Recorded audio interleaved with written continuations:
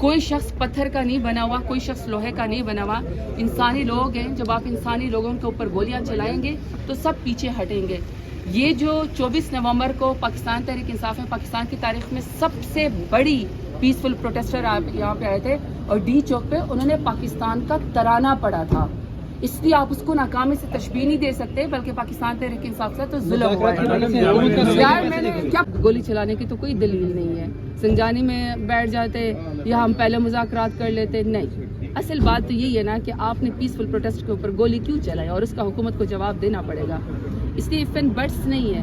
اصل بات یہ ہے کہ دیکھیں جب بھی ہم ڈائیلاگ کی بات کرتے ہیں حکومت اس سے بھی زیادہ ظلم ہی کر رہی ہوتی ہے. یہ جو ہمارے کارکنان ہیں نا، ظاہر بات ہے یہ ہم سے سوال کرتے ہیں اور ہم جو یہ لوگ بڑے اپنے آپ کو ایک عہدے کے اوپر ہیں، ان سب نے بھی اپنے کارکن ایگوئسٹک پرابلم تو ہو سکتا ہے، لیکن اصل بات یہ ہے کہ 9 مئی کی آڑ میں پورے پاکستان کو یرغمال بنایا ہوا ہے.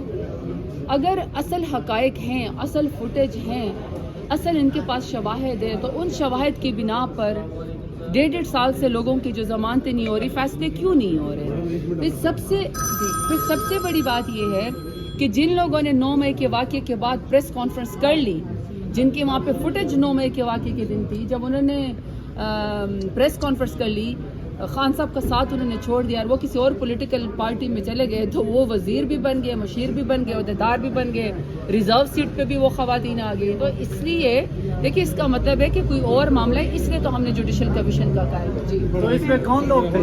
ایگوئسٹک پرابلم تو ہو سکتا ہے، لیکن اصل بات یہ ہے کہ 9 مئی کی آڑ میں پورے پاکستان کو یرغمال بنایا ہوا ہے.